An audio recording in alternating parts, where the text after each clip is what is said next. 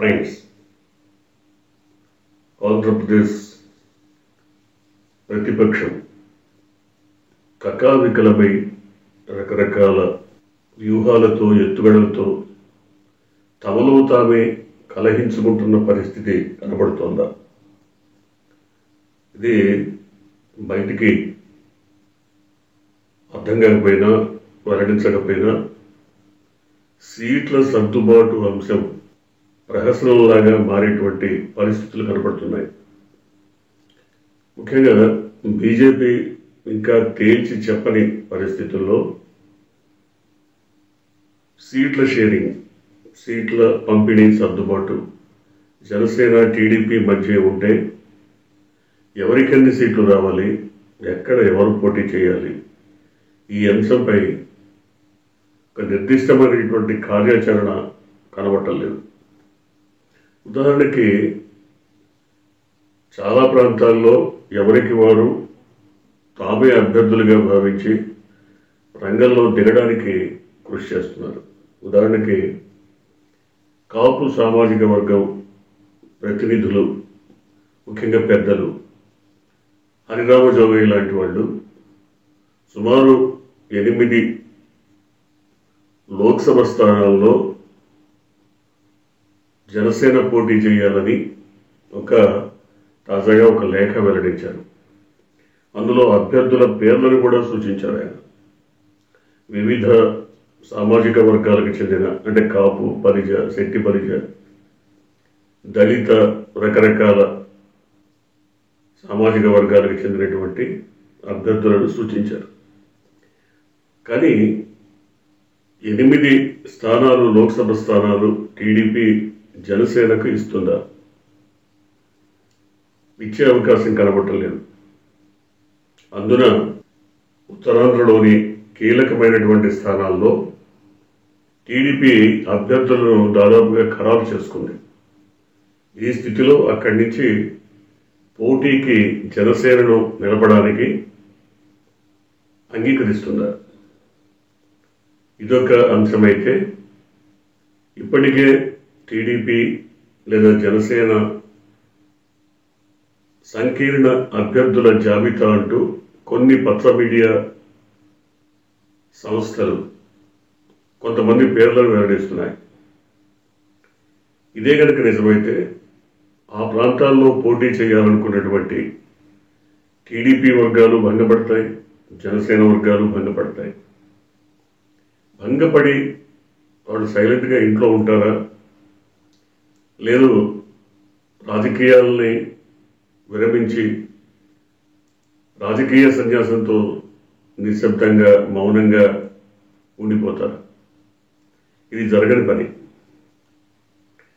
దాదాపుగా ఇరు వర్గాల మధ్య పొత్తులు కుదరకపోతే, లేదా పొత్తులు కుదిరినా భంగపాటుకు గురైన వాళ్ళ పరిస్థితి ఏంటి?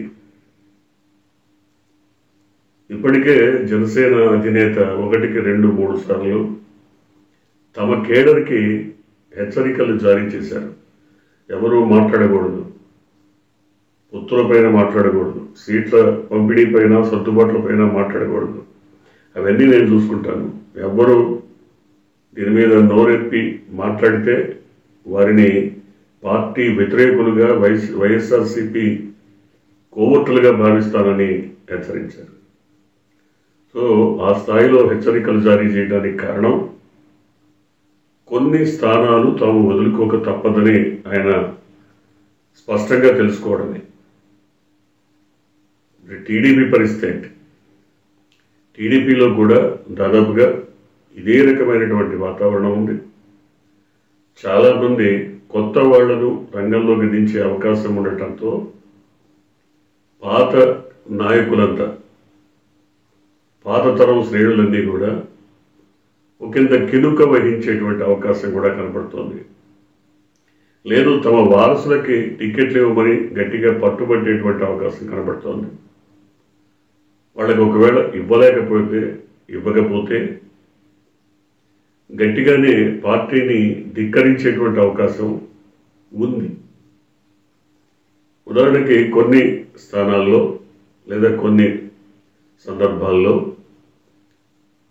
టీడీపీకి లాయల్గా ఉంటూ అనుకూలంగా ఉంటూ ఎంతో కాలంగా టీడీపీలో కొనసాగుతూ కనీసం ఒక్కసారి రెండుసార్లు కూడా గెలవలేక విజయం సాధించలేక భంగపడి ఇంకా ఆశావహులుగా ఉన్నవాళ్ళు తమకు టిక్కెట్లు ఇవ్వకపోయినా తమ వారసులకు టిక్కెట్లు ఇవ్వమని కోరుతున్నారు. ఇది టీడీపీకి కొంత తలనొప్పిగానే మారచ్చు. ఎందుకంటే టీడీపీ గత 5 ఏళ్లుగా అధికారంలో లేకపోయినా పార్టీ శ్రేణుల్ని కదిలించడానికి జనంలోకి టీడీపీ అధినేత కానీ ఆయన పుత్రరత్నం కానీ ఇద్దరు రావడం కోసం భారీగానే నిధులు ఖర్చు చేసినటువంటి నాయకులు ఆశావహులు వాళ్ళంతా ఇప్పటికే రంగంలో ఉన్నట్టుగా భావిస్తున్నారు. తామే అభ్యర్థులుగా భావిస్తే వాళ్ళంతా కూడా ఎన్నికలకు ఉద్యుక్తమవుతున్నారు. ఈ స్థితిలో వారిని కాదని పాత నాయకుల్ని కానీ లేదా పాత నాయకుల వారసుల్ని కానీ రంగంలోకి దించితే కొంత గలాటా జరిగేటువంటి అవకాశం కనబడుతుంది. వీటన్నిటినీ ముందుగానే పసిగట్టినటువంటి చంద్రబాబు కానీ లేదా జనసేన అధినేత కానీ విడతల వారీగా తమ కూటమికి సంబంధించిన అభ్యర్థులను ప్రకటించే బదులు ఒక్కసారి మొత్తం అభ్యర్థుల జాబితా ప్రకటిస్తే ఇక తన్నుకున్నా గుద్దుకున్నా కొట్టుకున్నా లేదా బుజ్జగింపులో అవసరమైన వాళ్ళను అనునయించడానికి కొంతమందిని రంగంలోకి దించిన ఏం చేసినా అభ్యర్థుల ప్రకటన జరిగిపోతుంది. కాబట్టి ఇంకా ఎవరేం చేసినా కుదరని పరిస్థితి లేదు. ఒకవేళ పార్టీని వీడి వెళ్ళిపోవాల్సిన సందర్భం వస్తే వెళ్ళిపోతారు. సో అందువల్ల ఒకేసారి అభ్యర్థుల జాబితా ప్రకటించాలని భావిస్తున్నట్టుగా కనబడుతోంది. ముఖ్యంగా ఈ నెలాఖరులోపు ఫిబ్రవరి నెలాఖరులోపు చివరి వారంలో దాదాపుగా అభ్యర్థుల జాబితా ప్రకటించే అవకాశం కనబడుతోంది. ఎందుకంటే వాళ్ళంతా తమ నియోజకవర్గాలకు వెళ్ళి పనిచేసుకోవడానికి కనీసం 1-1.5 నెల సమయం అవసరం. కాబట్టి ఖచ్చితంగా ఈ నెలాఖరుకు అభ్యర్థుల జాబితా ప్రకటిస్తే తదనంతరం వాళ్ళు కార్యరంగంలో దిగుతారు.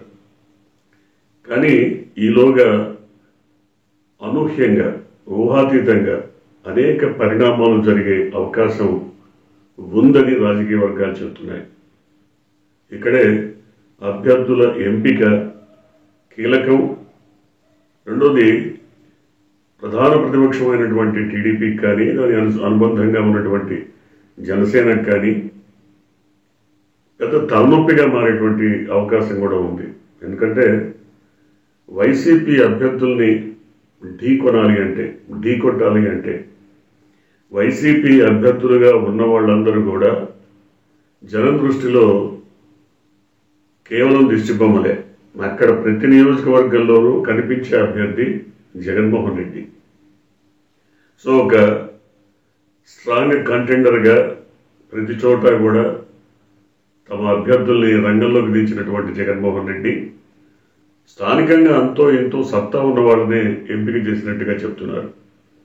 సో వారికి ఉన్న ప్రజాదరణతో పాటు జగన్మోహన్ రెడ్డికి ఉన్నటువంటి సమూహనాస్త్రం రెండూ కలిసి అభ్యర్థుల విజయానికి దోహదపడతాయని భావిస్తున్నారు. కాబట్టి ఏ రకంగా చూసినా ఈ నెలాఖరుకల్లా వైసీపీ కూడా తమ అభ్యర్థుల జాబితాను విడుదల చేసేటువంటి అవకాశం కనబడుతోంది. అంటే ప్రతిపక్షం విడుదల చేసిన తర్వాత వైసీపీ విడుదల చేస్తుందా, లేదా వైసీపీ తుది జాబితా వచ్చాక ప్రతిపక్షం విడుదల చేస్తుందా అనేది శేష ప్రశ్న. కానీ మొత్తం మీద ఈ నెలాఖరులోపు ఈ ఎంపిక ప్రక్రియ పూర్తి కాకపోతే వీళ్ళు ప్రచారం చేసుకోవడానికి తగినంత సమయం ఉండదనేది భావన. అందువల్ల ఖచ్చితంగా ఈ నెలాఖరులోపు ప్రధాన ప్రతిపక్షం కానీ అధికార పక్షం కానీ ఖచ్చితంగా అభ్యర్థుల ఎంపిక జరిపి జాబితాను విడుదల చేయాల్సినటువంటి అవసరం కనబడుతుంది. చూడాలి. ఇప్పటికైతే ఇరు వర్గాలు కూడా ఇరు శిబిరాలు కూడా ఎవరికి వారు ధీమాగానే కనబడుతున్నారు. వైసీపీ కూడా ధీమాగానే ఉంది. అలాగే ప్రధాన ప్రతిపక్షం అనుబంధ పార్టీ కలిసినటువంటి కూటమి ధీమాగానే మాట్లాడుతోంది. ఇరు వర్గాల్లో ఆ ధీమా కనబడుతున్నప్పటికీ ప్రజల నాడిని పసిగట్టడంలో ఎవరు విఫలమైనారు, ఎవరు సఫలమైనారన్నది ఎన్నికల తర్వాతే కనబడుతుంది, తేలిపోతుంది. ఈలోగా ఊహాగానాలు, స్పెక్యులేషన్స్ తప్ప ఎవరు ఏం చెప్పినా కూడా, ఏం మాట్లాడినా కూడా అవన్నీ కూడా కేవలం ఊహాజనితాలుగానే భావించాలి. ఇప్పటికిప్పుడు అభ్యర్థుల జాబితాలంటూ ఎల్లో మీడియా ప్రకటిస్తున్నవి కూడా కరెక్ట్ కాకపోవచ్చు, అవన్నీ ఖచ్చితమైనటువంటి జాబితాలు కాకపోవచ్చు, లేదా కొన్ని నిజాలు కావచ్చు. కానీ సీట్ల సర్దుబాటు అంశం ఒక కొలిక్కి రాకుండా జాబితాలు ప్రకటించే అవకాశం మాత్రం కనబట్టలేదు. చూడాలి ఏం జరగబోతుందో.